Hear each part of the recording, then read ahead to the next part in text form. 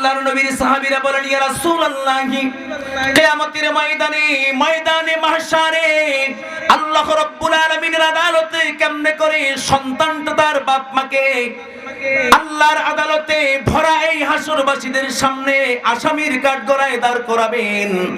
আল্লাহর নবী বলেন, শুনেন। আল্লাহর নবী বলেছেন, কিয়ামত যখন প্রতিষ্ঠিত হয়ে যাবে, কোরআনের জ্ঞান না থাকনেওয়ালা আল্লাহর এমনও বান্দা কিয়ামতের ময়দানে আল্লাহর সামনে হাজির হয়ে যাবেন। আল্লাহ রাব্বুল আলামিন তার বান্দাকে ডাক দিবেন।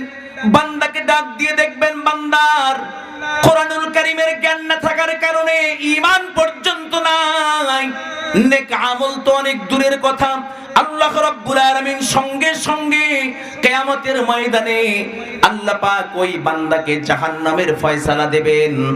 আল্লাহর নবী বলেন, শোনো, শুধুমাত্র জাহান্নামের যে ফয়সালা দিবেন তা নয়, আল্লাহ পাক যখন এই জাহান্নামের ফয়সালা দিবেন, ফয়সালা দেওয়ার সঙ্গে সঙ্গে আল্লাহর বান্দা আল্লাহর কাছে আরজ করবে। আল্লাহর নবী বলেন, ওই কঠিন কিয়ামতের ময়দানে আল্লাহ রাব্বুল আলামিনের গোলাম আল্লাহ রাব্বুল আলামিনকে ডাক দিয়ে বলবেন, আল্লাহ, তুমি আমার জন্য জাহান্নামের ফয়সালা দিয়েছো, তোমার ফয়সালার বিরুদ্ধে আমার কোনো অভিযোগ নাই, আমার কোন রকম অভিযোগ নাই। আল্লাহ রাব্বুল আলামিনের বান্দা আল্লাহকে ডাক দিয়ে বলবেন, রব্বুল আলামিন, তোমার জাহান্নামে তো আমি যাব, এই জাহান্নামে যাওয়ার আগে সর্বপ্রথম তোমার কাছে একটা আবদার জানাতে চাই। আল্লাহ বলবেন, বান্দা বলো, কি আবদার রাখতে চাও? আল্লাহর বান্দা বলবেন, আল্লাহ, আমার বাপ মাকে তো অনেক দিন থেকে দেখি না, আমার বাপ মায়েরে দেখতে চাই, আমার সামনে একটু হাজির করায় দাও। বিসমিল্লাহির রাহমানির রাহিম।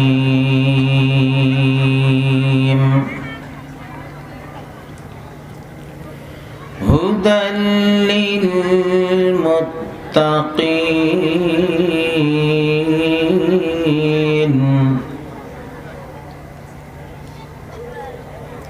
قال رسول الله صلى الله عليه وسلم: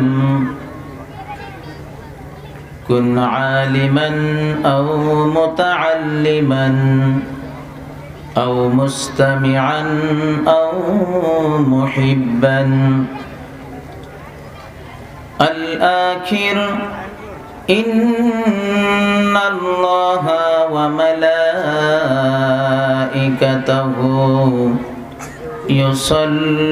يصلون على كما صليت على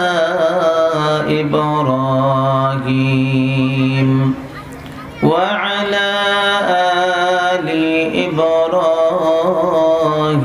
إبراهيم إنك حميد مجيد. اللهم بارك على محمد وعلى آل محمد كما باركت على إبراهيم وعلى آل إبراهيم إنك حميد مجيد. পড়ুন সবাই, বালাগাল উলা বিকামালিহি কাশাফাদ দুজা বিজামালিহি। একটু ইকো দেন, ইকো প্রতিধ্বনি যেন আসে।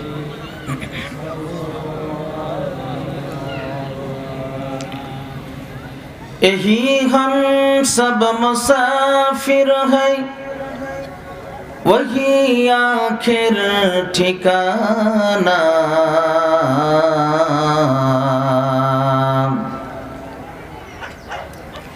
यही हम सब मुसाफिर है, वही आखिर ठिकाना।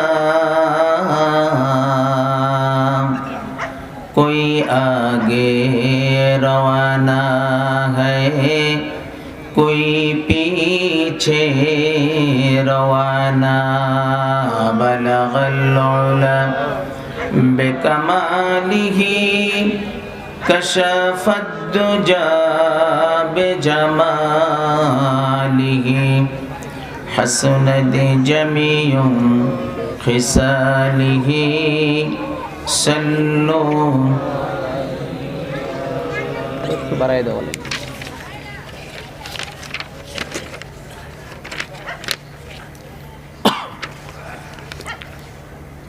मुअज्जज मोहतरम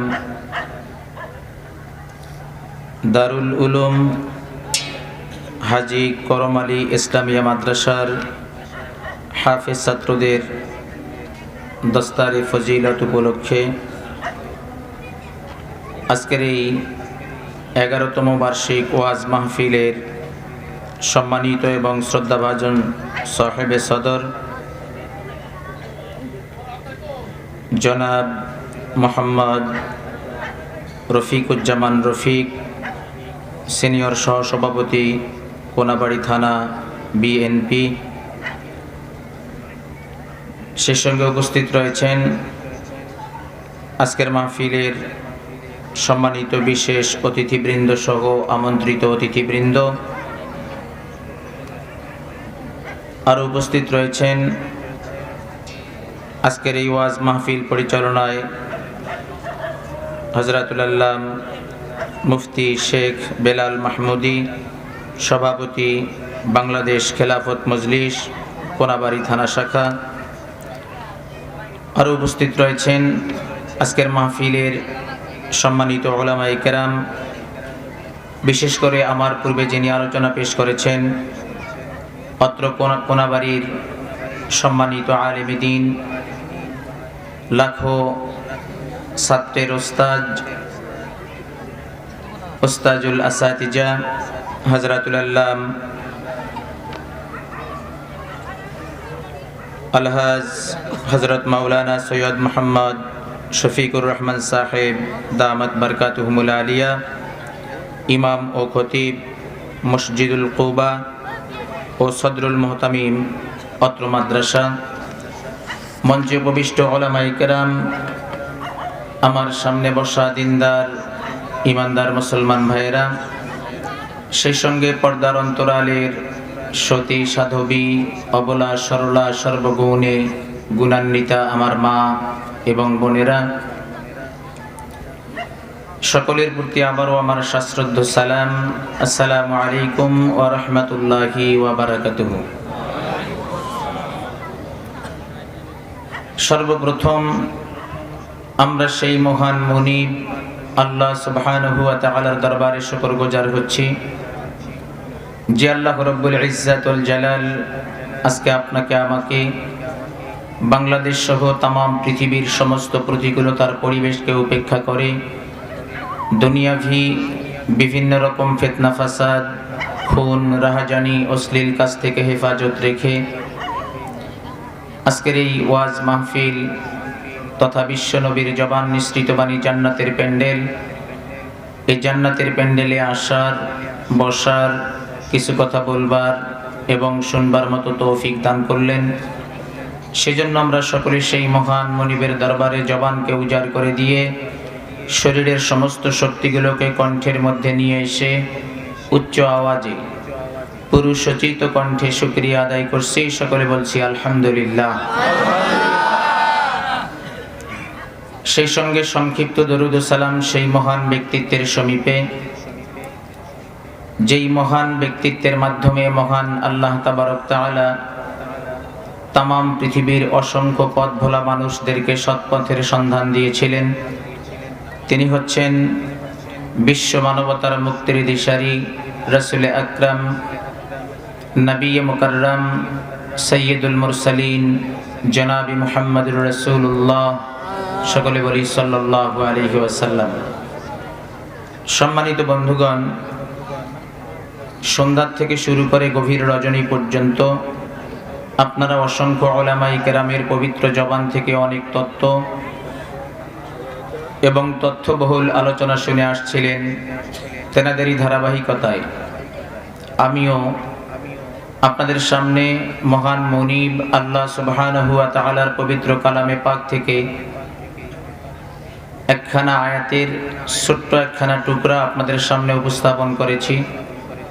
সেই সাথে সরকারে দো আলম জনাবি মুহাম্মদুর রাসূলুল্লাহ সাল্লাল্লাহু আলাইহি ওয়াসাল্লামের জবান নিঃসৃত অসংখ্য অগণিত হাদিস থেকে ছোট্ট একখানা হাদিস আপনাদের সামনে উপস্থাপন করেছি। আল্লাহ চাহেন তো উক্ত আয়াতের অংশ এবং হাদিসের উপর সংক্ষিপ্ত কিছু আলোচনা পেশ করি আমি আমার আলোচনা শেষ করবার চেষ্টা করব। ওমা তৌফিকি ইল্লা বিল্লাহ, সকলে বলি আল্লাহুম্মা আমিন। সম্মানিত ভাইরা আমার, আসলে এমন একটা মুহূর্তে আমি উপস্থিত হয়েছি যেই সময়টা মানুষের বিশ্রামের সময়, ঠিক কিনা? তারপরে আমি আপনাদেরকে বেশিক্ষণ কষ্ট দেব না। আয়াতের যে অংশটুকুন আমি আপনাদের সামনে তেলাওয়াত করেছি এবং যে হাদিস খান আপনাদের সামনে উপস্থাপন করেছি, সংক্ষিপ্ত কিছু আলোচনা পেশ করব। সর্বোচ্চ 1 ঘন্টা থাকতে পারবেন তো ইনশাআল্লাহ? সবাই পারবেন? কারা কারা পারবেন আল্লাহু আকবার বলে হাত তুলে দেখান। আল্লাহু আকবার। আল্লাহ আমাদের সকলকে কবুল করুক, সকলে বলি আমিন। হাত নামান। সর্বপ্রথম আমি বলতে চাই, মহান মুনিব আল্লাহ সুবহানাহু ওয়া তাআলা আপনাকে আমাকে পৃথিবীর সমস্ত মানুষদেরকে সৃষ্টি করে এই দুনিয়াতে প্রেরণ করেছেন। হযরতে আদম আলাইহিস সালাতু ওয়াস সালাম থেকে শুরু করে এখন পর্যন্ত, এমনকি দুনিয়া ধ্বংস হওয়ার পূর্ব মুহূর্ত পর্যন্ত যত মানুষ এই পৃথিবীতে এসেছিলেন, এসেছেন, আসবেন, সকলের স্রষ্টাকে। আচ্ছা, আপনারা কি জানেন যে আল্লাহ পাক বান্দাকে, তার মুমিন গোলামকে কতটুকুন ভালোবাসেন? এটা কি আমরা জানি? জানি না। আর জানার মতো সময় তো আমার হাতে নাই। যুগে যুগে এই পৃথিবীতে যত মানুষ এই পৃথিবীতে আগমন করেছিল, সমস্ত মানুষের দিক নির্দেশনা দেবার জন্য, উত্তম পথের সন্ধান দেবার জন্য যেমন আল্লাহ পাক অসংখ্য নবী এবং রাসূলকে এই পৃথিবীতে প্রেরণ করেছিলেন, ঠিক তেমনি যুগে যুগে আল্লাহ পাক সেই সমস্ত নবী রাসূলের উপরে অসংখ্য কিতাব এবং সহিফাও নাজিল করেছিলেন। কি ভাই, ঠিক না? কেন আল্লাহ পাক এগুলো নাজিল করলেন? নাজিল করার পিছনে একটাই মাত্র কারণ, সেটা হচ্ছে আসমানি ওই সমস্ত নাজিলকৃত কিতাব যারা তাদের নিজের জীবনকে ওই কিতাবের সঙ্গে সামঞ্জস্যতা বজায় রেখে চলতে পারে, ঠিক তেমনি আমাদের প্রিয় নবী জনাবি মুহাম্মদুর রাসূলুল্লাহ সাল্লাল্লাহু আলাইহি ওয়াসাল্লামকে আল্লাহ পাক সর্বশেষ খাতামান নবিয়্যিন, সমস্ত নবীদের শেষ নবী জনাবি মুহাম্মদুর রাসূলুল্লাহ সাল্লাল্লাহু আলাইহি ওয়াসাল্লামকে প্রেরণ করেছেন। কি ভাই, ঠিক না? নবী যে আসলেন, নবী আসার পিছনে মূল কারণটা কি? নবীকে আল্লাহ পাক যে আমাদের জন্য নবী পাঠালেন, এই নবীর পরিচয় কি? কি ভাই, আমরা জানি? জানি না। আর জানার মতো সময় আমার হাতে নাই, কারণ দুনিয়া নিয়ে এত মত্ত হয়ে পড়েছি আমরা। দুনিয়ার পিছনে আমরা এমন ছুটে চলছি যে আল্লাহ, নবী, দ্বীন, ঈমান, ইসলাম এগুলো সম্পর্কে অবগত হওয়ার সময় আমার হাতে নাই। কিন্তু আমার হাতে যথেষ্ট পরিমাণ সময় রয়েছে ফেসবুক আর ইউটিউব চালাবার মতো। কি ভাই, ঠিক না? কিন্তু আল্লাহকে চিনবার সময় কই? নবীরে চিনবার সময় কই? নবীকে আল্লাহ পাক যে আমাদের জন্য নবী প্রেরণ করেছেন, শেষ নবী, মা কানা মুহাম্মাদুন আবা আহাদিম মির রিজালিকুম ওয়ালাকিন রাসূলুল্লাহি ওয়া খাতামান নবিয়্যিন। আমাদের নবীকে শেষ নবী হিসেবে আল্লাহ পাক প্রেরণ করেছেন। এই নবী কে? নবীর পরিচয় কি? নবীকে, নবী হচ্ছেন তিনি, ভালো করে বুঝবেন, নবী হচ্ছেন তিনি যিনি পথ প্রদর্শন করান। বলেন তো নবীকে, জোরে বলেন, জোরে বলেন, নবীকে?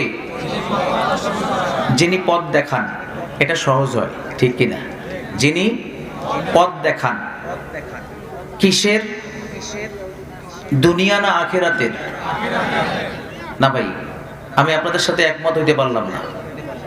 নবী কি শুধুমাত্র আখিরাতের পথ দেখাইছেন? না, দুনিয়া এবং আখিরাতের। কোন পথ? ভালো পথ না মন্দ পথ? দুই পথে দেখিয়েছেন, দুই পথে দেখিয়েছেন। দুই পথ দেখানোর পরে নবীজি বলেছেন এই পথে চললে জাহান্নাম আর এই পথে চললে জান্নাত। তার মানে জান্নাত প্রাপ্ত হওয়ার যেই পথ, সেই পথ দেখাইছেন। তাহলে এজ এ রেজাল্ট আমরা এটা বলতে পারবো নবী হচ্ছেন তিনি life of this world and life of the here after, যিনি দুনিয়া এবং আখিরাতের সরল এবং সঠিক পথ তথা জান্নাত পাওয়ার পথ প্রদর্শন করান। এই যে নবী দুনিয়াতে আসলেন, শুধু কি আল্লাহ পাক আমাদের জন্য নবীকেই প্রেরণ করেছেন, না নবীর সঙ্গে আরো কিছু আমাদেরকে দিয়েছেন? কি ভাই, আরো কিছু দিয়েছেন? যেমন হযরতে আদম আলাইহিস সালাম থেকে শুরু করে নিয়ে হযরতে ঈসা আলাইহিস সালাম পর্যন্ত যত নবী দিশাটা দেবেন, আল্লাহ পাক নবীকে যেমন প্রেরণ করেছেন, নবীর নবুয়ত প্রাপ্ত হওয়ার সাথে সাথে আল্লাহ পাক সুদীর্ঘ 23 বছরের নবুয়তের জিন্দেগিতে মহাপবিত্র ঐশী গ্রন্থ আল কোরআনুল কারীম, যেটা কমপ্লিট কোড অফ লাইফ, আমাদের জন্য পূর্ণাঙ্গ জীবন বিধান, সে বিধান খানাও আমাদের জন্য নাজিল করেছেন। এখন আসেন, নবীকে যে আল্লাহ পাক পাঠালেন আর আমাদের জীবনকে পরিচালিত করবার জন্য পূর্ণাঙ্গ জীবন বিধান দিলেন, এই জীবন বিধানটা কেমন? একজন মানুষ এ দুনিয়াতে আগমন করেছে, দুনিয়ার থেকে বিদায় গ্রহণ করে চলে যাবে। ভালো করে কিন্তু শুনতে হবে ভাই, উল্টাপাল্টা আবার বুঝিয়েন না। একজন মানুষ পৃথিবীতে আগমন করেছে এবং এই পৃথিবীর থেকে বিদায় গ্রহণ করে চলে যাবে। এই যে আসা এবং এখান থেকে বিদায় নিয়ে যাওয়া, এই যে ছোট্ট যেই জিন্দেগিটা, থুনকো যেই জিন্দেগিটা, যেই জিন্দেগি হচ্ছে আমাদের জন্য দুনিয়ার জিন্দেগি, কি ঠিক না? এই দুনিয়ার জিন্দেগিতে যে আমরা আসলাম, জন্ম নেওয়ার পর থেকে মৃত্যুবরণ করার পূর্ব পর্যন্ত আমাদের জীবনে যতগুলো সেক্টর আসবে, যতগুলো ধাপ আসবে, প্রত্যেকটা ধাপের ভিতরে যতগুলো সমস্যা আসবে, সমস্ত রকমের সমস্যার সমাধান আল্লাহ পাক এই কমপ্লিট কোড অফ লাইফ পবিত্র কোরআন দিয়ে বান্দাকে দিয়েছেন। তাহলে এই কোরআনটা কি? এই কোরআনটা হচ্ছে আমাদের পথ নির্দেশিকা, পথ প্রদর্শক, কি ভাই ঠিক না? আমরা আমাদের জীবনকে কেমনে চালাবো, আমাদের জীবনটাকে কেমনে পরিচালিত করতে পারলে জাহান্নাম থেকে মুক্তির পথ আমরা খুঁজে পাবো, আমাদের এই জীবনটাকে কেমনে পরিচালিত করলে জান্নাতের পথ খুঁজে পাবো, এজন্যই কিন্তু আল্লাহ পাক আপনাকে আমাকে পবিত্র কোরআনুল কারীম দিয়েছেন। এখন আসেন, এই যে আল্লাহ পাক আমাদেরকে সৃষ্টি করেছেন, আমাদের স্রষ্টাকে, এরপরে আল্লাহ পাক আমাদেরকে পথ দেখাবার জন্য একজন মহামানব পৃথিবীতে পাঠিয়েছেন, তিনি কে? আমাদের জীবনকে পরিচালিত করবার জন্য আল্লাহ পাক একখানা কিতাব দিয়েছেন, নাম কি? এই তিনটা জিনিসের কাম কি? এই তিনটা জিনিসের কাজ কি? আল্লাহ পাক কেন আমাকে সৃষ্টি করলেন? নবী কেন আমাকে পথ প্রদর্শন করালেন? কোরআন কেনই বা আমার জীবনটাকে পরিবর্তন করে জান্নাতের উপযুক্ত করলেন?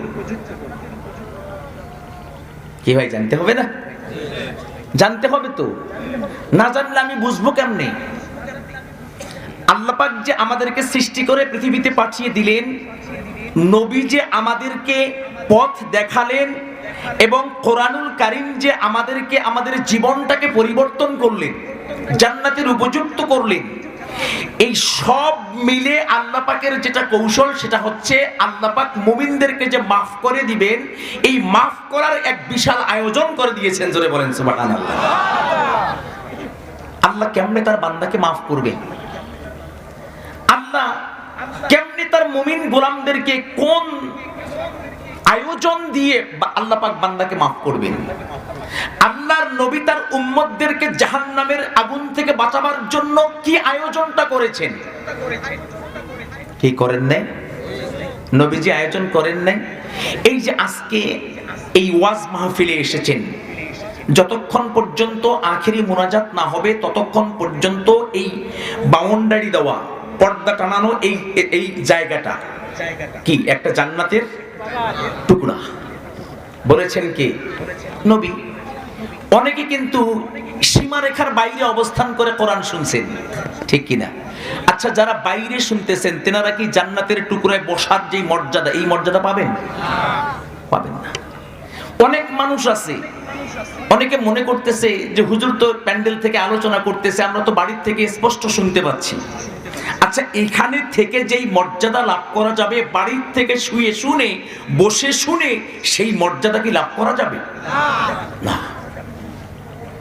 সম্মানিত ভাইয়ের আমার, নবীর আয়োজনটা দেখেন, ছোট্ট একটা নমুনা দেখাই, কষ্ট হচ্ছে নাকি?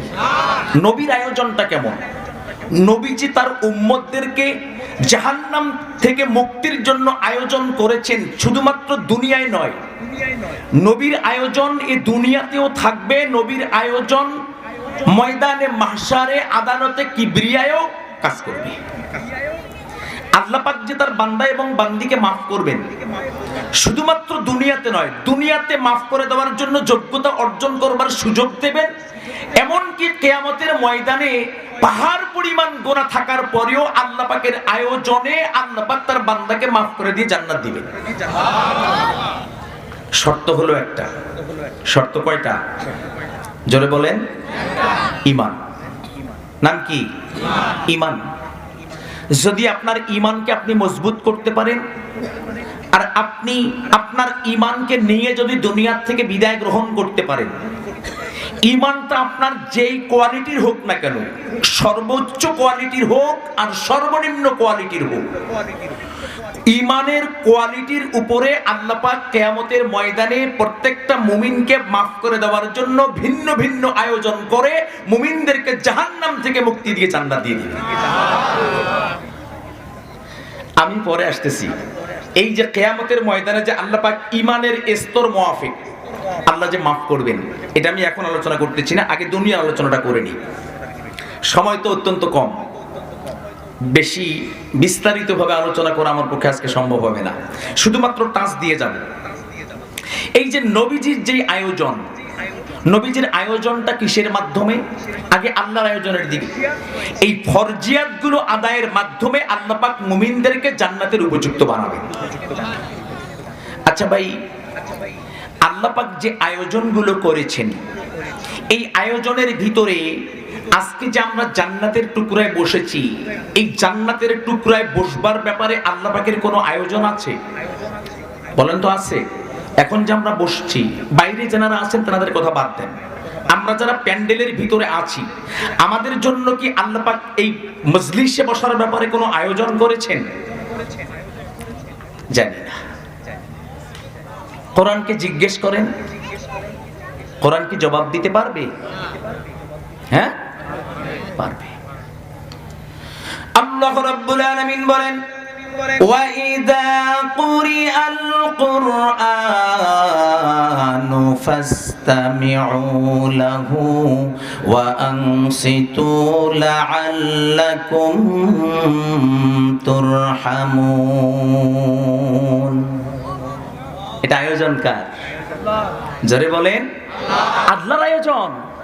আল্লাহ পাক যে বান্দাকে কবুল করে তার কাছে টেনে নিবেন, বান্দাকে যে মাফ করবেন, তার একটা রাস্তা আল্লাহ পাক এই আয়াত দ্বারা বান্দাকে বাতায় দিয়েছেন। এই যে আল্লাহ পাক বাতালেন, জানান দিলেন, এই জানান দেওয়ার ব্যাপারে যদি বান্দা এই কাজটা করতে পারে তাহলে আল্লাহ পাকের পক্ষ থেকে বান্দার জন্য পুরস্কারটা কি? আল্লাহ রাব্বুল আলামিন বলেন, যখন তোমাদের সামনে পবিত্র কোরআনুল কারীম তেলাওয়াত করা হয় আর তোমরা যারা শোনার জন্য একত্রিত হয়ে যাও, আল্লাহ বলেছেন যতক্ষণ পর্যন্ত তোমাদের সামনে কোরআনুল কারীমের আলোচনা করা হবে আর যতক্ষণ পর্যন্ত তোমরা কোরআন থেকে আলোচনাগুলো শুনতে থাকবে, আল্লাহ রাব্বুল আলামিন বলেন বান্দারে শুনো, ততক্ষণ পর্যন্ত তোমাদের প্রত্যেকের দায়িত্ব এবং কর্তব্য হলো চুপ মেরে মোহাব্বত সহকারে একাগ্র চিত্তে আমলের মানসিকতা নিয়ে তোমরা আমার কোরআন শুনতে থাকো। জোরে বলেন কে বলেছেন? আরো আস্তে বলেন কে বলেছেন? আরো জবানকে উজাড় করে দিয়ে বলতে হবে মুসলমান কে বলেছেন? আল্লাহ রাব্বুল আলামিন বলেন বান্দারে শুনো, আমি আল্লাহ রাব্বুল আলামিন কোরআন শোনার ব্যাপারে তোমাদেরকে যে আদব শিক্ষা দিলাম, তোমরা যদি আদব রক্ষা করে শেষ পর্যন্ত আমার কোরআন শুনতে পারো, আল্লাহ রাব্বুল আলামিন আমাদের সঙ্গে ওয়াদা করেছেন।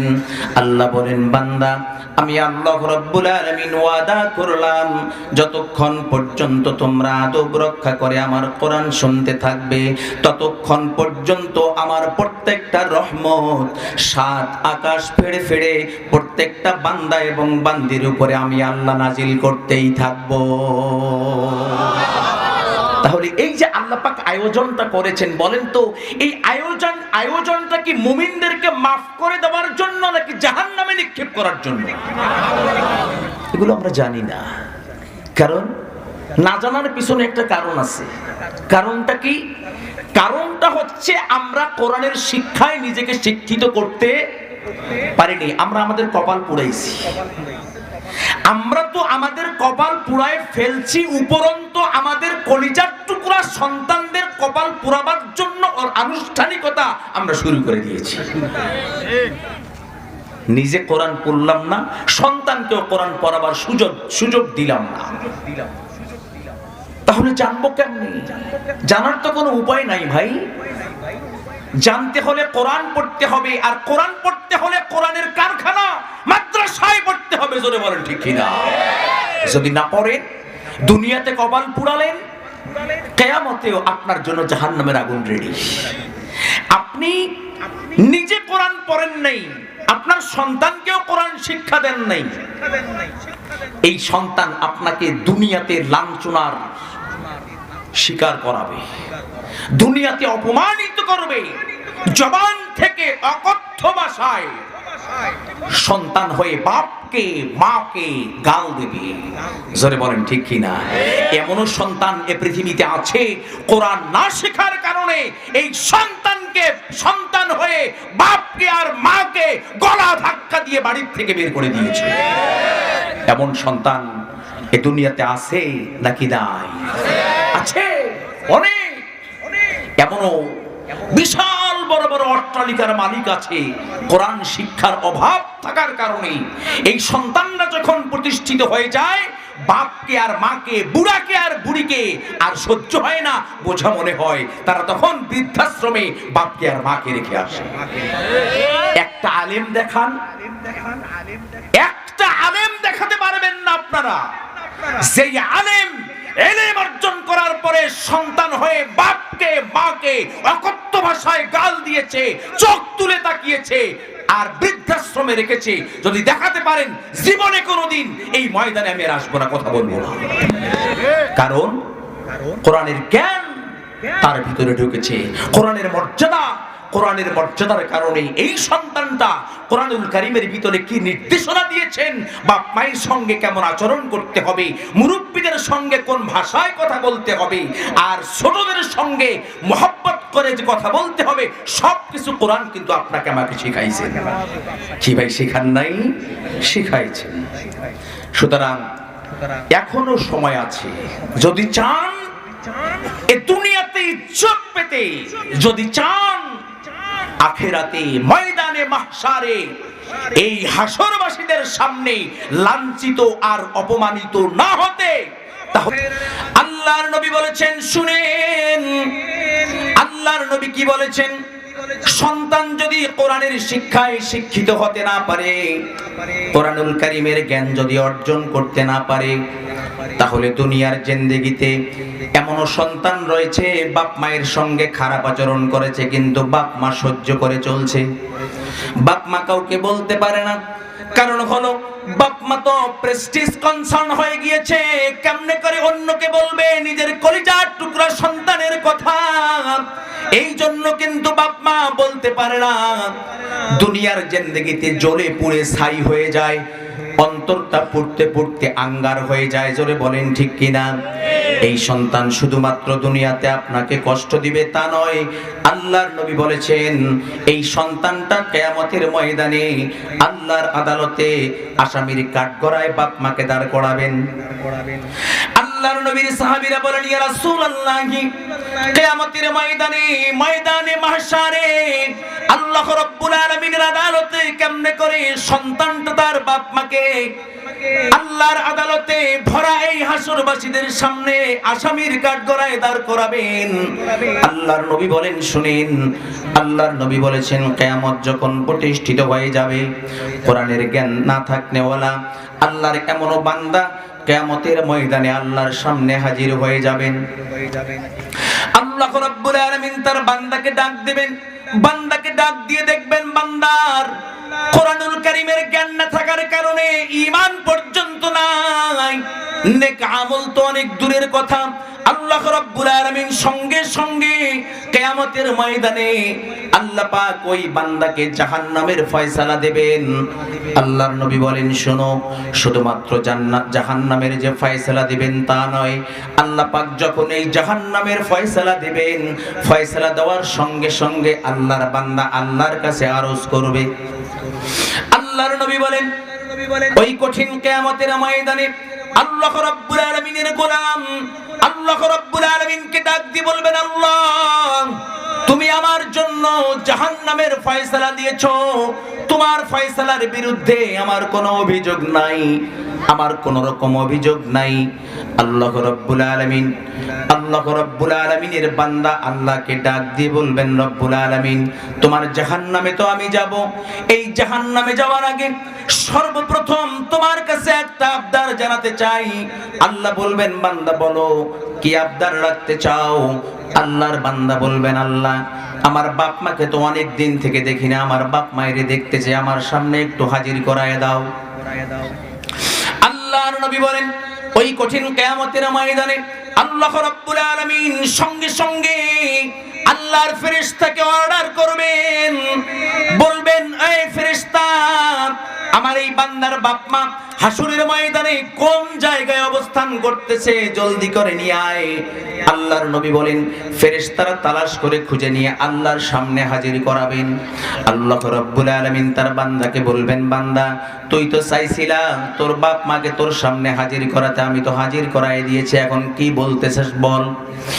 আল্লাহর বান্দা আল্লাহকে ডাক দিয়ে বলবেন, রব্বুল আলামিন এই যে তোমার পক্ষ থেকে আমার জন্য জাহান্নামের ফয়সালা, এই যে জাহান্নামের দোষে দোষী হয়ে জাহান্নামের ভিতরে জ্বলবো, আল্লাহ তুমি কি জানো আমার নিজের কারণে আমি আজ জাহান্নামী হই নাই, এ ব্যাপারে আমার কোনো ত্রুটি ছিল না, আমার কোনো দোষ ছিল না।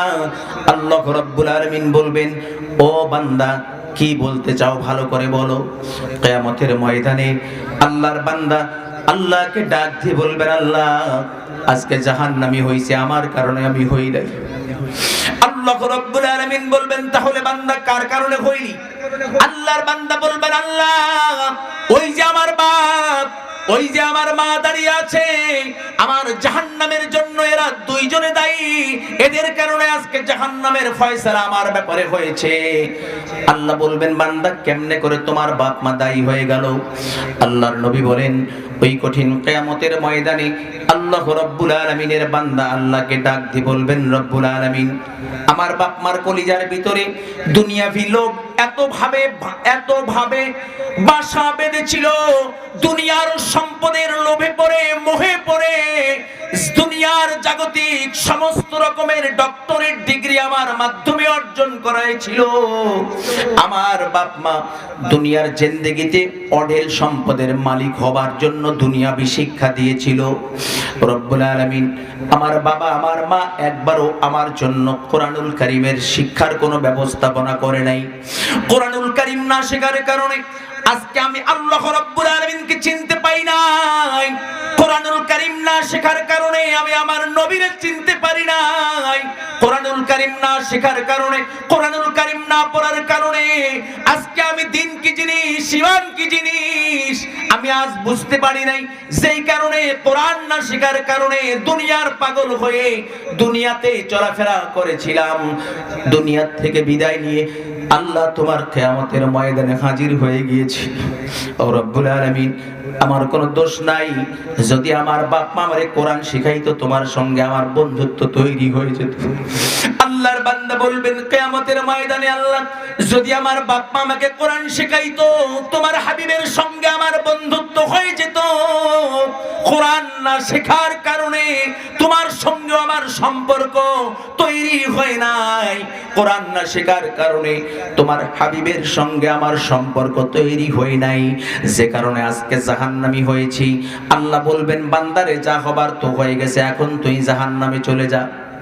আল্লাহর নবী বলেন শুনেন, আল্লাহর নবী বলেন যখনই আল্লাহ রাব্বুল আলামিন বান্দাকে বলবেন যা যা হবার তো হয়ে গেছে, এখন জাহান্নামে চলে যা, আল্লাহর বান্দা আল্লাহকে ডাক দিয়ে বলবেন রব্বুল আলামিন দুনিয়ার জিন্দেগিতে একজন ফাঁসির আসামিকে যদি ফাঁসির আমার শেষ কোনো ইচ্ছা আছে নাকি?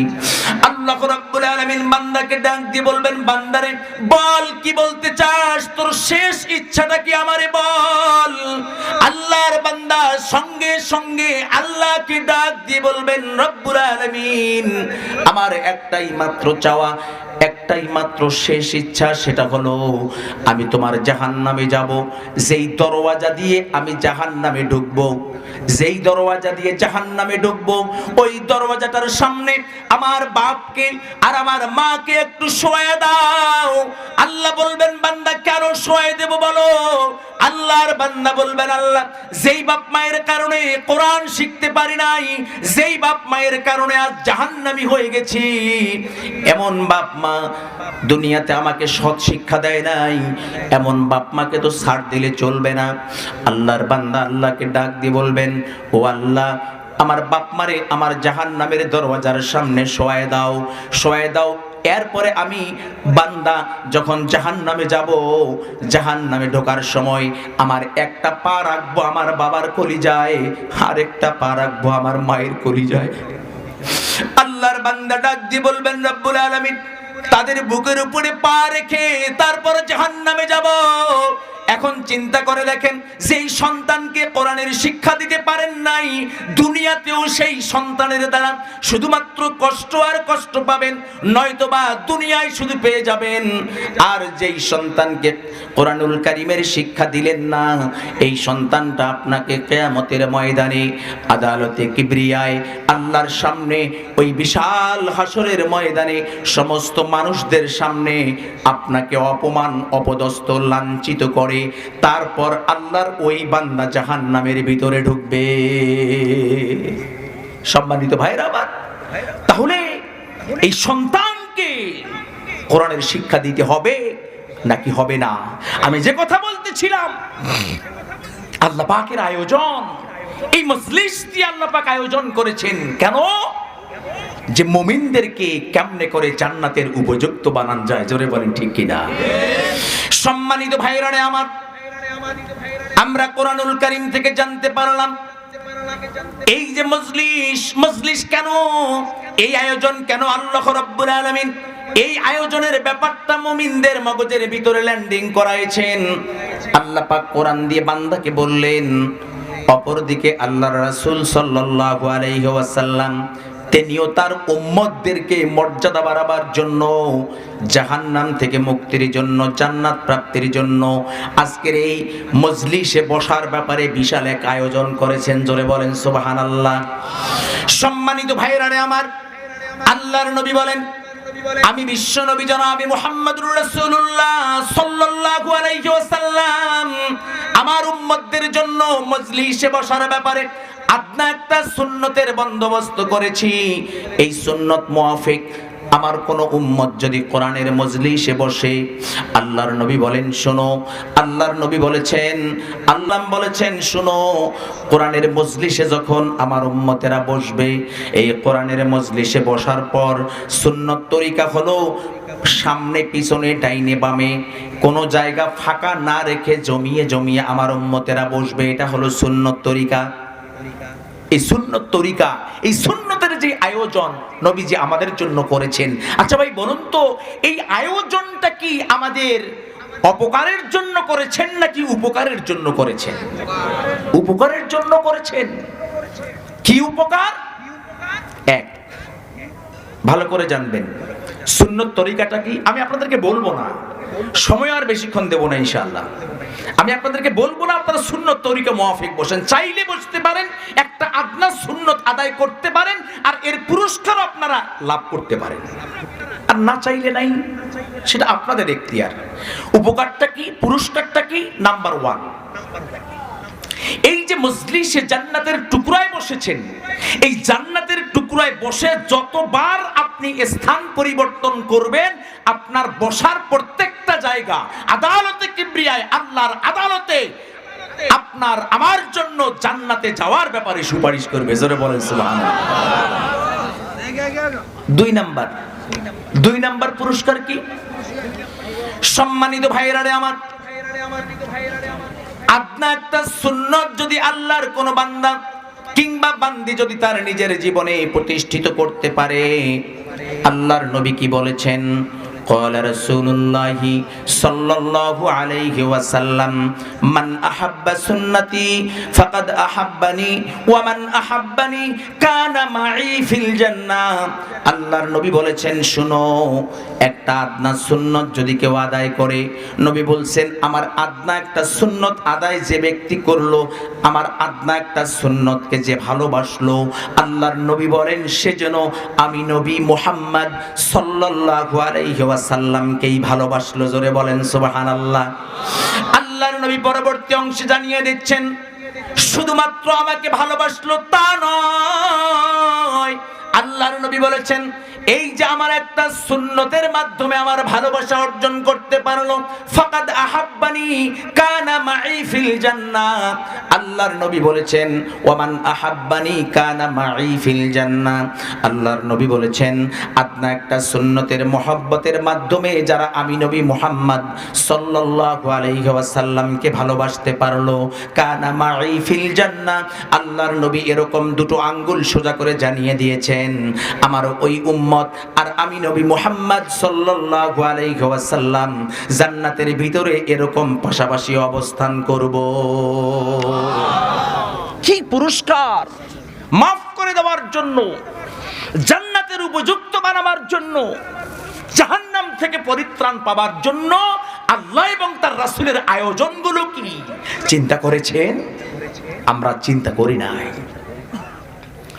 সম্মানিত ভাইরা রে আমার, এখন আপনাদের কাছে জানতে চাই, বলুন তো এই যে যতবার স্থান পরিবর্তন করলেন, প্রত্যেকটা জায়গা কিয়ামতের ময়দানে আল্লাহর আদালতে আপনার আমার জন্য জান্নাতে যাওয়ার ব্যাপারে সুপারিশ করবে, এটা নগদ নাকি?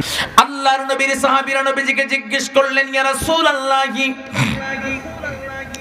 যেই দুইটা পুরস্কার সম্পর্কে অবগত হলাম, এই দুইটা পুরস্কার তো বাকি, নগদ তো কোনো পুরস্কার পেলাম না, নগদ কি কোনো পুরস্কার পাওয়া যাবে না? আল্লাহর নবী বলেন শোনো, আল্লাহ রাব্বুল আলামিন নগদ বান্দা এবং বান্দিকে বিশাল এক পুরস্কারে পুরস্কৃত করেন। জোরে বলেন সুবহানাল্লাহ। আল্লাহর নবী সাহাবীরা জিজ্ঞেস করলেন ইয়া রাসূলুল্লাহ, তা আবার কেমন? আল্লাহর নবী বলেন শুনো, আল্লাহর কোন বান্দা কিংবা বান্দি আল্লাহর নবীর আদনা একটা সুন্নতের মহব্বত যখন করবে, আদনা একটা সুন্নত যখন নিজের জীবনে প্রতিষ্ঠিত করবে, সুন্নতটা আদায় করার জন্য মানে প্রস্তুতি গ্রহণ করেছে, সুন্নত আদায় করতেছে, শেষ হয় নাই। আল্লাহর নবী বলেন সুন্নতটা আদায় হওয়ার আদায় করে শেষ করার আগেই আল্লাহ রাব্বুল আলামিন তার প্রত্যেকটা বান্দা এবং বান্দির আমলনামায় 100 শহীদের সওয়াব লিখে দিবেন। জোরে বলেন সুবহানাল্লাহ। আল্লাহর নবী বলেন একটা আদনা সুন্নত যদি আপনি আদায় করতে পারেন, সুন্নতটা আদায় করা শেষ না হতেই আল্লাহ পাক মিয়াতা শহীদান 100 শহীদের সওয়াব আপনার আমার আমলনামায় দিবেন। আচ্ছা ভাই বলুন তো, খারাপ লাগতেছে নাকি? বলুন তো, যে শহীদ, যেই শহীদি মর্যাদা লাভ করা যায় তাও আবার একটা নয়, কয়টা? 100। শহীদ হওয়াটা কি খুব সহজ ব্যাপার নাকি? না, শহীদ হওয়াটা ইয়ে তাকদীর কা মুআমালা হয়, তাকদীরে থাকতে হবে, তাহলেই আল্লাহর একজন বান্দা শহীদি মর্যাদা লাভ করতে পারবে। শহীদদের অনেক মর্যাদা আল্লাহ পাক দিয়েছেন, কি ভাই দেন নাই? শহীদদের মর্যাদা কেমন? আল্লাহর নবীকে জিজ্ঞেস করা হয়েছিল, ইয়া রাসূলুল্লাহ শহীদ কারে বলা হয়? আল্লাহর নবী বলেন, শোনো, আল্লাহ রাব্বুল আলামিন তার ওই সমস্ত গোলামদেরকে শহীদ হিসেবে গ্রহণ করবেন যেই সমস্ত গোলাম আল্লাহর জমিনে আল্লাহর দ্বীনকে প্রতিষ্ঠিত করবার জন্য নিজের জীবনকে বাজি রেখে লড়াইয়ের ময়দানে উপস্থিত হওয়ার পর বন্দুক, এরপরে নেজা, বল্লম, তীর, ধনুক, তরবারি নিয়ে যুদ্ধের ময়দানে কাফের বেঈমানদের সামনে হাজির হয়ে যায়। লড়াইয়ের ময়দানে পক্ষ আর প্রতিপক্ষ বিশাল লড়াই শুরু হয়ে যায়। এই লড়াই করতে করতে আল্লাহর যেই সমস্ত মুমিন গোলামদের দেহের থেকে প্রাণটা বিসর্জন দিয়ে দেয়, আল্লাহর নবী বলেছেন আল্লাহ রাব্বুল আলামিন এই সমস্ত গোলামদেরকেই শহীদ হিসেবে গ্রহণ করে নেন। জোরে বলেন সুবহানাল্লাহ। আল্লাহর নবী বলেন, ও আমার সাহাবীরা, শহীদদের মর্যাদা কেমন তোমরা জানোনি? আল্লাহর নবীর সাহাবীরা বলেন, ইয়া রাসূলুল্লাহ আল্লাহু আ'লামু ওয়া রাসূলুহু, আল্লাহ এবং তার রাসূল ভালো জানেন। আল্লাহর নবী বলেছেন এই রক্তের ফোঁটাটুকু জমিনে পড়ার আগেই আল্লাহ রাব্বুল আলামিন তার ওই সমস্ত বান্দা বান্দির বিগত জিন্দেগীর तमाम গুনাহগুলোকে maaf করে দেন। জোরে বলেন সুবহানাল্লাহ। সম্মানিত ভাইরা আমার, আল্লাহর নবীর সাহাবীরা ডাক দিয়ে বললেন, এর পরের স্টেপটা কোথায়?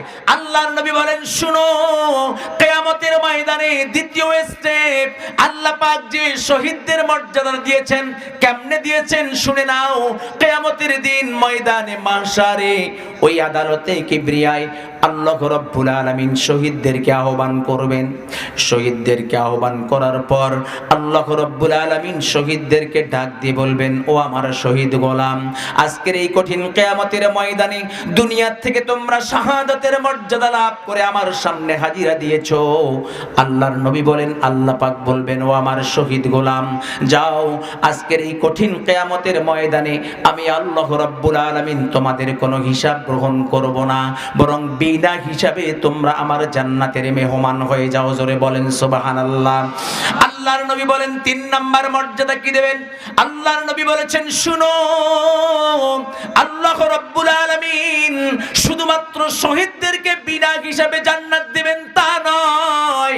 আল্লাহর নবী বলেছেন, দুনিয়ার জিন্দেগিতে এমন বাপ মা যদি থেকে থাকে, আল্লাহর নবী বলেছেন বাপ মা হওয়ার ওই রকম 4 প্রকৃতির সন্তানের কোনো এক রকম সন্তানের বাপ মা হওয়ার সৌভাগ্যতা কোনো বাবা কিংবা কোনো মা যদি হতে পারে, আল্লাহর নবী বলেছেন 4 ধরনের কোনো এক ধরনের সন্তানের বাপ মা হলেই কিয়ামতের ময়দানে আল্লাহ রাব্বুল আলামিন ওই সন্তানদের বাবা মাকে বিনা হিসাবে আল্লাহর জান্নাতের মেহমান বানাই দিবেন। জোরে বলেন সুবহানাল্লাহ।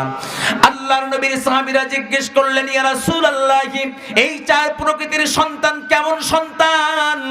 আল্লাহর নবী সর্বপ্রথম যেই সন্তানের ঘোষণা দিয়েছেন তারা হলো শহীদ।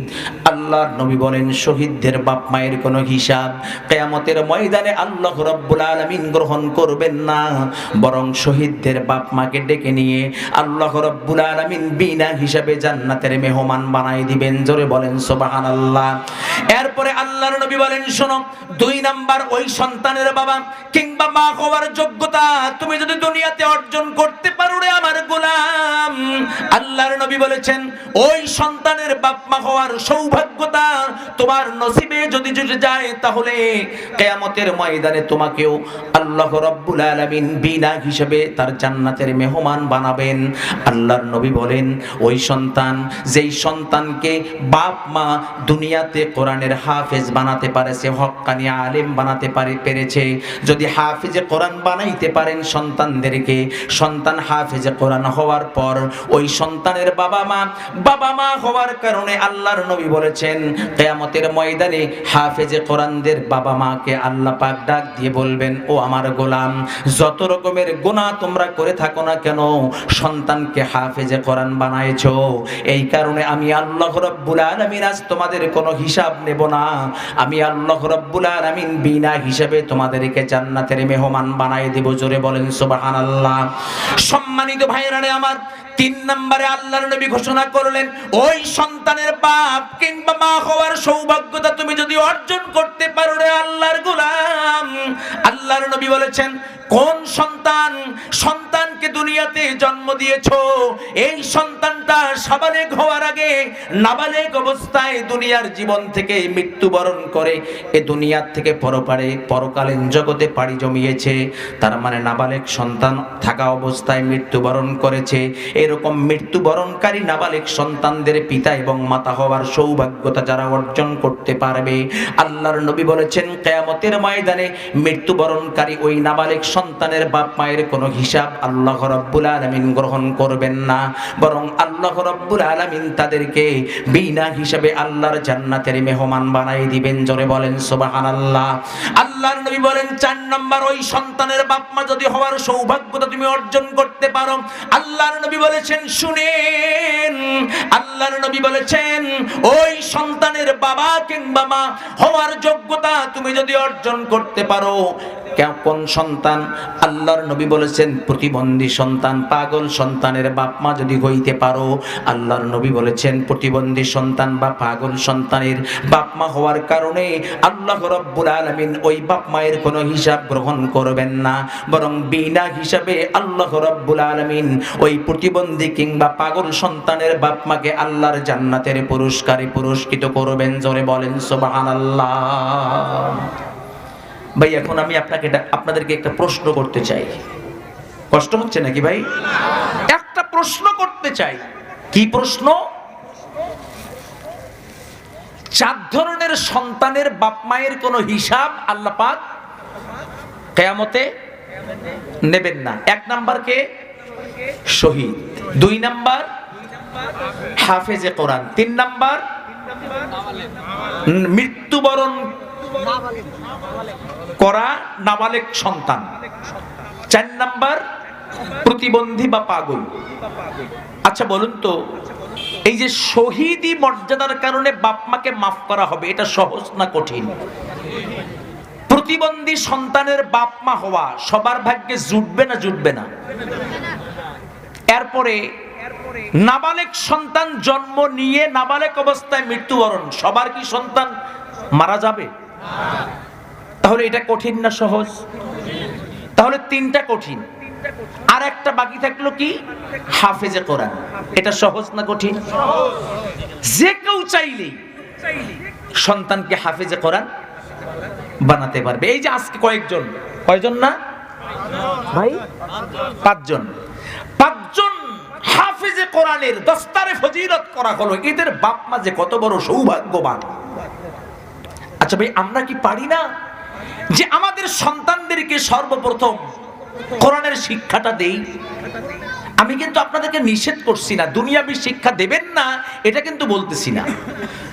আমি শুধু এতটুকু বোঝাতে চাই, আপনি আপনার সন্তানকে কিয়ামতের ময়দানে লাঞ্ছিতের হাত থেকে বাঁচবার জন্য সন্তানকে কোরআনের শিক্ষা দেবেন।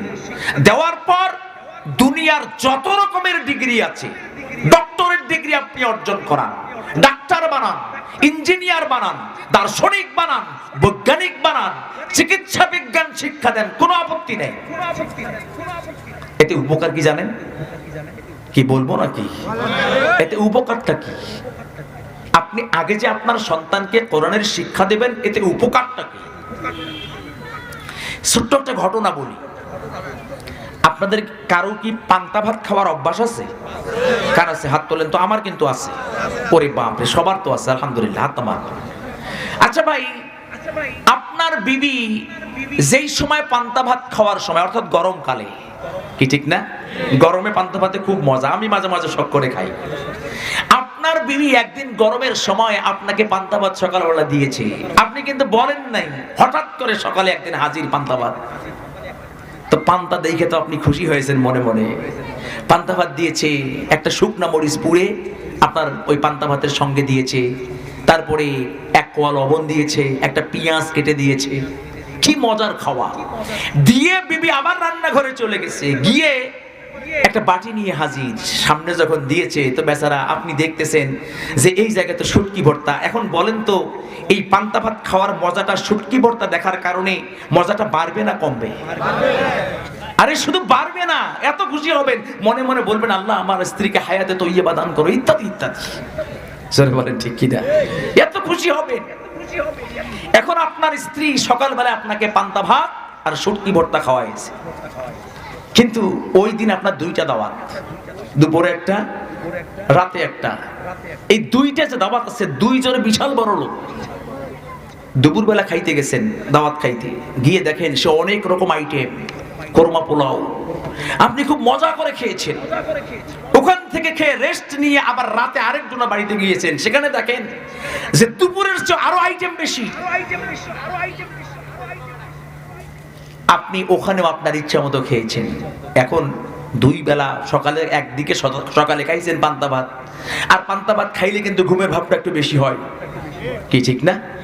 তারপরে দুপুরে খাইছেন সেই খাওয়ার মতো দাওয়াত, রাতেও খাইছেন দাওয়াত, খাওয়ানোর মতো খাইছেন, মানে না ধরলেও ডুবাইছেন।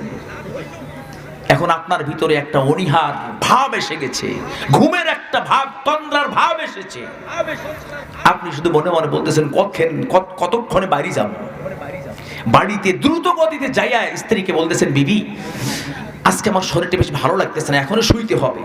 তো আপনি বিছানায় বৈশা কেবলই মাত্র আপনার বিবি বিছানা সব ঠিক করে দিয়েছে, আপনি একটু মাথাটা লাগাইছেন, পিঠটা বিছানায় লাগাই দিয়েছেন। লাগাই দেওয়ার সঙ্গে সঙ্গেই আপনার পেট থেকে স্বস্তির একটা ঢেকুর বের হয়েছে। কি ভাই এরকম হয় না? শুইলে যখন বেশি খাওয়া দাওয়া হয়, শোয়ার সঙ্গে সঙ্গে পেট থেকে একটা ঢেকুর বের হয়। ঢেকুর কয় না? আপনাদের এখানে কি কয়? ঢেকুর। আর আমাদের গ্রাম্য অঞ্চলে, আমাদের রংপুরে তো অনেকে মনে হয় আছেন এখানে, আমরা ঢেকুস করি। শুদ্ধ ভাষা হলো ঢেকুর। তো ঢেকুরটা বের হয়েছে। এখন আপনাদের কাছ থেকে আমি জানতে চাই, বলুন তো, ভালো করে বুঝে শুনে জবাব দেবেন। আপনার ঢেকুরটা বের হয়েছে, আপনি সকালে খেয়েছেন শুটকি ভর্তা আর পান্তা ভাত, দুপুরে খেয়েছেন কোরমা পোলাও, রাতে খেয়েছেন কোরমা পোলাও। শুটকি ভর্তার পান্তা ভাত সকালে খেয়েছেন, তার মানে নিচতলায়, ঠিক কিনা? এরপরে দুপুরে আপনি কোরমা পোলাও খেয়েছেন দোতলায়, এরপরে রাত্রে আপনি কোরমা পোলাও খেয়েছেন তিনতলায়। এখন তিনতলার থেকে গলাটা কাছে না একতলা কাছে?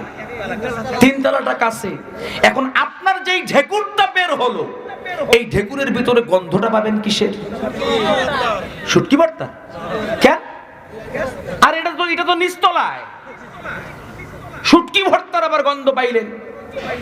ভাই এই উদাহরণটা এ কারণে দিলাম, আপনি যদি আপনার সন্তানকে সর্বপ্রথম কচি বয়সে কোরআনের শিক্ষা দিতে পারেন, আর কোরআন শিক্ষা দেওয়ার পরে আপনি দুনিয়ার সমস্ত ডিগ্রি অর্জন করান, এই সন্তানটা কোনোদিনও নাস্তিক হবে না, বেঈমান হবে না, কাদিয়ানি হবে না, কাদিয়ানি হবে না, কাদিয়ানি হবে না। জোরে বলেন ঠিক কিনা? আর সন্তানকে যদি আপনি কোরআনের শিক্ষা না দেন, দুনিয়াতেও আপনাকে ওই সন্তান অপমানিত, লাঞ্ছিত করবে। কিয়ামতের ময়দানে, আদালতে, কিবরিয়ায়ও ওই সন্তানের মাধ্যম আছে নাকি নাই? জোরে বলেন আছে নাকি নাই? আচ্ছা ভাই, আপনারা যারা এখানে এসেছেন কোরআন পড়তে পারেন না, লজ্জা নয়, আপনাদের জন্য একটা রাস্তা বাতায় দেবো, এই জন্য জিজ্ঞেস করছি। কোরআন যেনারা পড়তে পারেন না এমন কেউ আছেন? হাত তোলেন তো। আল্লাহু আকবার। আল্লাহ আমাদের সবাইকে কবুল করুক, সকলে বলি আমিন। হাত নামান। ভাই, আপনাদের একটা রাস্তা বাতাই দেই, যেই রাস্তায় হাঁটলে আপনাকে আল্লাহ পাক একজন হাফেজে কোরআন হিসেবে গ্রহণ করে কিয়ামতের ময়দানে জান্নাত দেবে। দেমুনি সন্ধান দেমু। কেমন সন্ধান? যেহেতু হাফেজে কোরআনদের কোনো হিসাব নাই, আছে নাকি? হাফেজে কোরআনদের বাপ মায়েরও কোনো হিসাব নাই। এখন আপনি কোরআন পড়তে জানেন না, আপনি কালকেই মাদ্রাসায় ভর্তি হবেন, কোনো প্রেস্টিজ কনসার্ন হওয়ার দরকার নেই। আপনার দাড়ি পেকেছে, চুল পেকেছে, কি হয়েছে? দোলনার থেকে কবর পর্যন্ত আপনার শেখার সময়, কবরে যাওয়ার আগ পর্যন্ত আপনার শেখার সময়। আপনি কালকেই মাদ্রাসায় ভর্তি হবেন। ভর্তি হলে উপকার কি? আপনার দাড়ি চুল পেকে গেছে, আপনার মনে করেন হায়াত আছে আর 3 বছর। জাস্ট ফর এক্সাম্পল দিচ্ছি, কিন্তু আমি আপনার একজন মুরব্বীর হায়াত আছে মাত্র 3 বছর। এখন হাফেজে কোরআন হওয়ার জন্য নিয়ত করেন। নিয়ত করে আপনি খুব দ্রুত কোরআন শেখার ব্যবস্থা করেন। কোরআন তেলাওয়াত করতে পারেন। তেলাওয়াত করার পর আপনি দিনে একটা আয়াত মুখস্থ করতে পারবেন কি ভাই? প্রতিদিন একটা করে আয়াত মুখস্থ করা সম্ভব? মনে করেন সম্ভব নয়, সপ্তাহে একটা আয়াত সম্ভব? মনে করেন সম্ভব নয়, মাসে একটা আয়াত সম্ভব? মনে করেন এটাও সম্ভব নয়, 1 বছরে একটা আয়াত মুখস্থ করতে পারবেন না? কি পারবেন? কি পারা যাবে না 1 বছরে একটা আয়াত? এই 1 বছরে একটা আয়াত করে মুখস্থ করবেন, তাহলে বলেন তো কোরআনের হাফেজ হইতে গেলে কত বছর দরকার? 6536 বছর। কি ঠিক না? তাই এতদিন কি বাঁচবো না? কিন্তু আল্লাহ পাক দেখেন আয়োজনটা কি করেছেন তার গোলামদেরকে মাফ করে দেওয়ার জন্য। আল্লাহ রাসূল সাল্লাল্লাহু আলাইহি ওয়াসাল্লাম তার উম্মতদেরকে জান্নাতের উপযুক্ত হবার জন্য কি আয়োজনটা করেছেন। আমরা তো কোরআনের মাদ্রাসা দেখতে পাই না, কোরআনের মাদ্রাসায় পড়তে চাই না, কোরআনের মাদ্রাসা আমরা আমাদের বাচ্চাদেরকে পড়াতে চাই না। কি আয়োজনটা করেছেন! এই যে আপনি বছরে একটা আয়াত মুখস্থ করলেন, আপনার বয়স মাত্র 3 বছর বাকি আছে। তারপরে আপনি গো টু আখিরাত না গো টু কবর, ঠিক কি না? গোয়িং টু কবর, যাই বলেন আর কি। তাহলে এই যে 1 বছরে একটা আয়াত মুখস্থ করলেন, এখন 3 বছর হায়াত পাইছেন। কোরআন কি মুখস্থ হয়েছে নাকি বাকি আছে? কয়টা আয়াত মুখস্থ করছেন? 3টা। সম্মানিত ভাইয়েরা রে আমার, আল্লাহর নবী বলেছেন, শুনেন, আল্লাহর কোন বান্দা বান্দি হাফেজে কোরআন হওয়ার জন্য যদি নিয়ত করে দিনে একটা আয়াত মুখস্থ করবে, পারবে না। সপ্তাহে একটা আয়াত মুখস্থ করবে, পারবে না। মাসে একটা আয়াত মুখস্থ করবে, পারবে না। 1 বছরে একটা আয়াত মুখস্থ করেছে। একটা আয়াত মুখস্থ করার পর আল্লাহর ওই বান্দা দুনিয়ার জিন্দেগি থেকে বিদায় গ্রহণ করে চলে গিয়েছে। কিয়ামতের ময়দানে আল্লাহ রাব্বুল আলামিন তার ওই বান্দার জন্য কেমন আয়োজন করবেন! আল্লাহ রাব্বুল আলামিন বান্দাকে ডাক দিয়ে বলবেন, বান্দারে আয়, তুই তো নিয়ত করেছিলি আমার কোরআনের হাফেজ হবি, কিন্তু আয়াত পাও নাই। আল্লাহ রাব্বুল আলামিন কিয়ামতের ময়দানে বলবেন, বান্দা তুমি তো হায়াত পাও নাই, যেই কারণে পুরা কোরআন মুখস্থ করতে পারো নাই, হাফেজে কোরআন হতে পারো নাই। দুঃখের কোনো কারণ নাই। আল্লাহ রাব্বুল আলামিন কিয়ামতের ময়দানে বলবেন, এই যে একটা আয়াত মুখস্থ করেছিলে কিন্তু নিয়তটা করেছিলে, এই নিয়ত করার কারণে আমি আল্লাহ রাব্বুল আলামিন আজকের এই কঠিন কিয়ামতের ময়দানে তোমাকে পূর্ণাঙ্গ হাফেজে কোরআন বান্দা হিসেবে গ্রহণ করে নিলাম। জোরে বলেন সুবহানাল্লাহ। কোরআন পড়েন ভাই। এই কোরআনের আয়োজনটা কি? হুদাল্লিল মুত্তাকিন। এই কোরআন তো শুধুমাত্র পথ দেখায়, সরল এবং সঠিক পথ। এই কোরআন তো পথ দেখায় জাহান্নাম থেকে মুক্তির পথ। এই কোরআন তো পথ দেখায় জান্নাত প্রাপ্তির পথ। আজকে সেই কোরআনকে আমরা পৃষ্ঠ প্রদর্শন করেছি, ভুলে গেছি। কোরআন পড়তে চাই না, কোরআন বুঝতে চাই না, কোরআন অনুধাবন করতে চাই না। কোরআন দিয়ে আল্লাহ পাক আপনাকে আমাকে কি বলেছেন এটা বোঝার চেষ্টা করি না। আর একটা হাদিস আপনাদের সামনে উপস্থাপন করেছিলাম। কি হাদিস? কুন আলিমান আও মুতাআল্লিমান আও মুস্তামিআন আও মুহিব্বান। আল্লাহ রাসূল সাল্লাল্লাহু আলাইহি ওয়াসাল্লাম প্রত্যেকটা প্রত্যেকটা মুমিন নারী এবং পুরুষের জন্য চারটি রাস্তা বাতায়ে দিয়েছেন। এই চারটি রাস্তার যে কোনো একটা রাস্তা যদি আপনি আমি অনুকরণ করতে পারি, হতে পারি, তাহলে আপনি আমি জাহান্নাম থেকে মুক্তি পাবো, জান্নাতের উপযুক্ত হব। এই চার রাস্তা ছাড়া পঞ্চম রাস্তা কেউ যদি তালাশ করে তাহলে সে জাহান্নামী হয়ে যাবে।